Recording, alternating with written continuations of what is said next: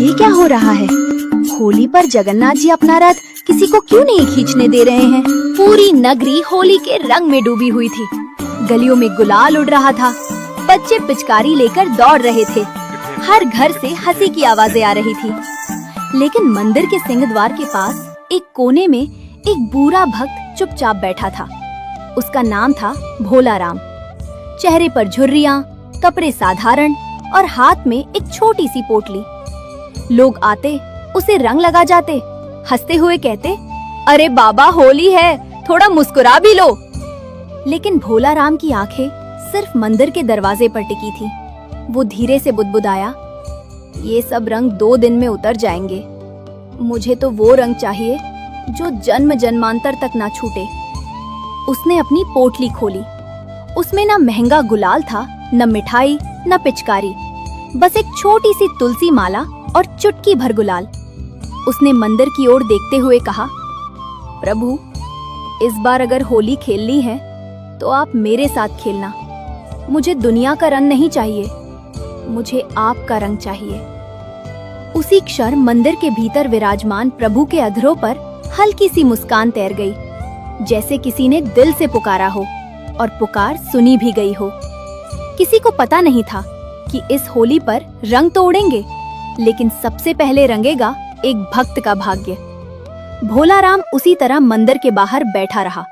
दोपहर चढ़ाई, सूरज सिर पर था और रंग खेलते खेलते लोग थक कर घर लौटने लगे। तभी वहां से गांव के कुछ शरारती युवक गुजरे। उनमें से एक ने भोला राम की पोटली देख ली। हंसते हुए बोला, अरे बाबा, क्या छुपा रखा है? जरूर कोई खास रंग होगा। और बिना पूछे उसने पोटली छीन ली। भोला राम घबराया, बेटा वो मत खोलो। लेकिन तब तक देर हो चुकी थी। पोटली जमीन पर उलट दी गई। चुटकी भर गुलाल धूल में मिल गया। तुलसी माला की डोरी टूटकर मनकों में बिखर गई। युवक ठहाका मारकर हंस पड़े, लो बाबा, अब खेलो अपनी खास होली। कुछ पल के लिए भोला राम की आंखों में आंसू आ गए। हाथ कांपते हुए जमीन से तुलसी के मनके उठाने लगे। गुलाल तो धूल में मिल चुका था। उसने आसमान की तरफ देखा। प्रभु, ये कैसी होली है? मैंने तो आपसे रंग मांगा था और आपने तो मेरा रंग ही छीन लिया। आसपास खड़े लोग तमाशा देखते रहे।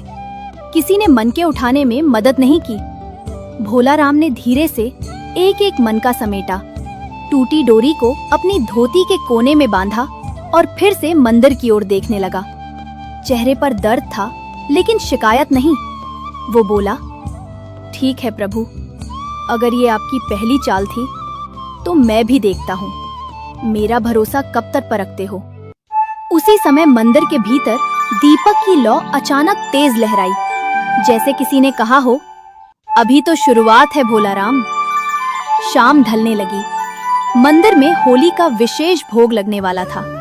शहर के अमीर सेठ, बड़े व्यापारी, पंडा पुजारी सब अपने अपने थाल में महंगा गुलाल, चांदी की पिचकारी और केसर मिले रंग लेकर अंदर जा रहे थे।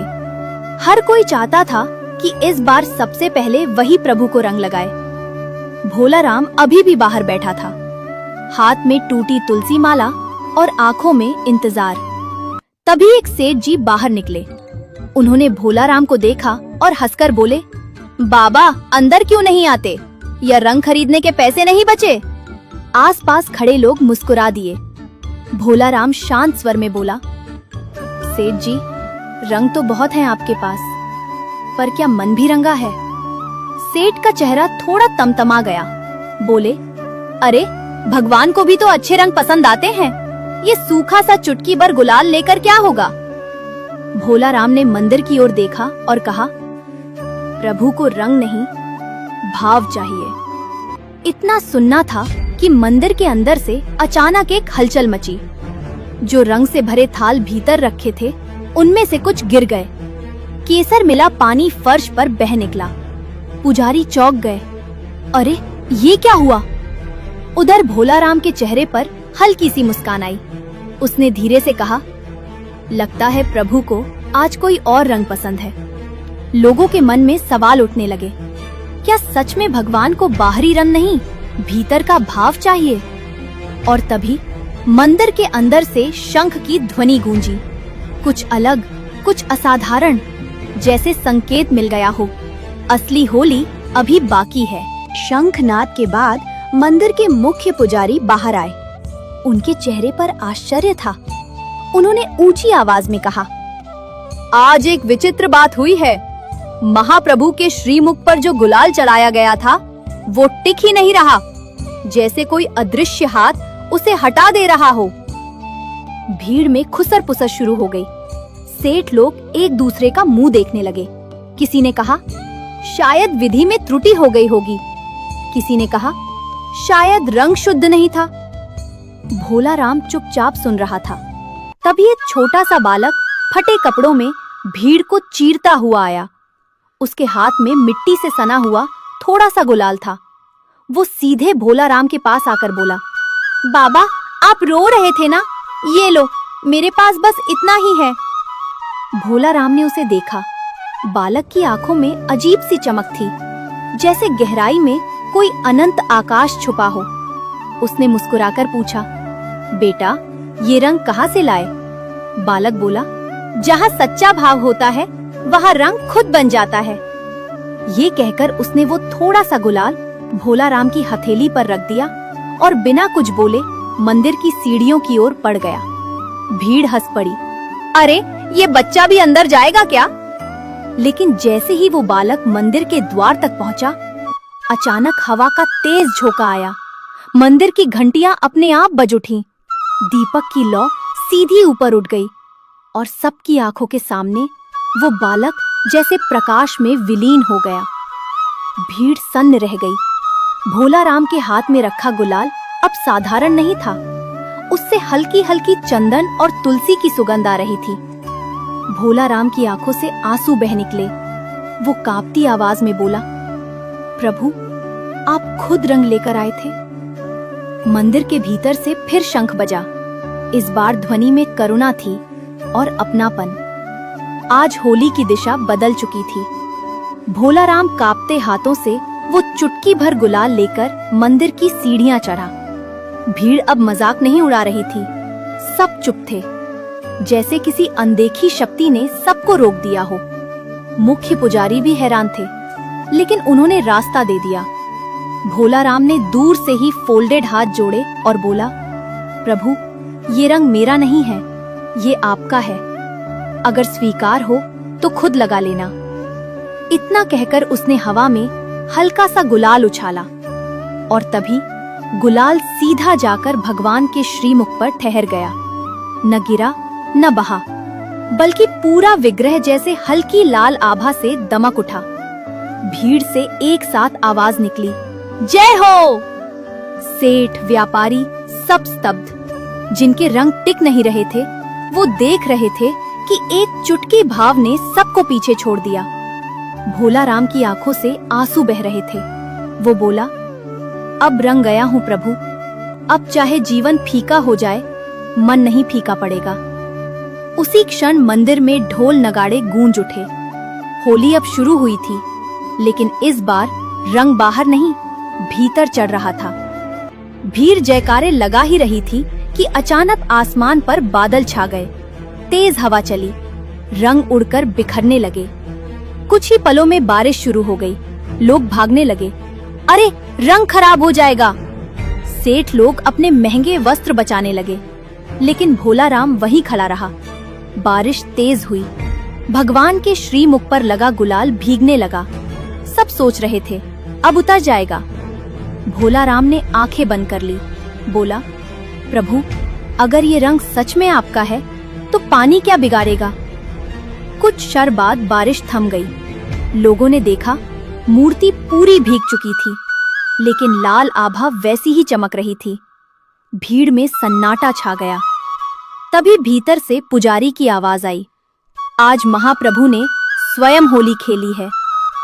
भोला राम समझ गया, परीक्षा अभी खत्म नहीं हुई, ये तो बस भरोसे की मुहर थी।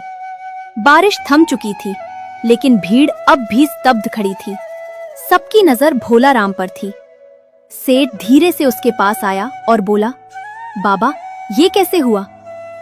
भोला राम हल्का मुस्कुराया, जब मन भीग जाता है ना, तब रंग नहीं उतरता। उसकी आवाज में घमंड नहीं, बस सच्चाई थी। उसी समय मंदिर के अंदर से पुजारी ने घोषणा की कि आज विशेष प्रसाद पहले भोला राम को दिया जाएगा। भीड़ में हलचल हुई। जो लोग सुबह उसका मजाक उड़ा रहे थे, वही अब उसके चरण छूने को आगे बढ़ने लगे। भोला राम एक कदम पीछे हट गया, बोला, मुझे मत छुओ। अगर सच में कुछ पाना है तो अपने मन को रंगो। उसकी आंखें फिर मंदिर की ओर उठी। अब वो रंग मांग नहीं रहा था, वो रंग चुका था। और शायद आज पूरी नगरी को समझ आ गया था, होली बाहर नहीं, भीतर खेली जाती है। शाम ढलने लगी। मंदिर में आरती की तैयारी हो रही थी। तभी मुख्य पुजारी ने सबको चौंकाते हुए कहा, आज महाप्रभु का आदेश है, जो भी सच्चे मन से रंगा है वही रथ की पहली रस्सी छुएगा। भीड़ में हलचल मच गई। हर कोई आगे बढ़ना चाहता था। सेठ, व्यापारी, युवक सब एक दूसरे को धकेलने लगे। लेकिन तभी रस्सी अचानक हाथ से छूटकर जमीन पर गिर गई, जैसे किसी ने स्वीकार न किया हो। सबकी नजर भोला राम पर गई।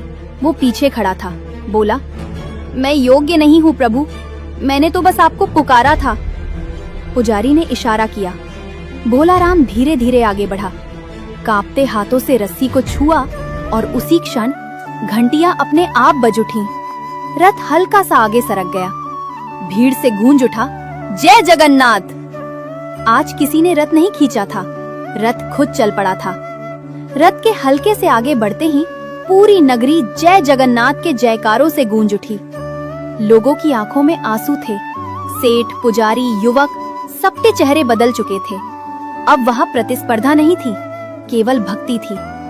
भोला राम रस्सी पकड़े खड़ा था, लेकिन उसका ध्यान रथ पर नहीं, भगवान के श्रीमुख पर था। उसे लगा जैसे प्रभु मुस्कुराकर कह रहे हों, देखा, मैंने कहा था ना, मैं खुद रंग दूंगा।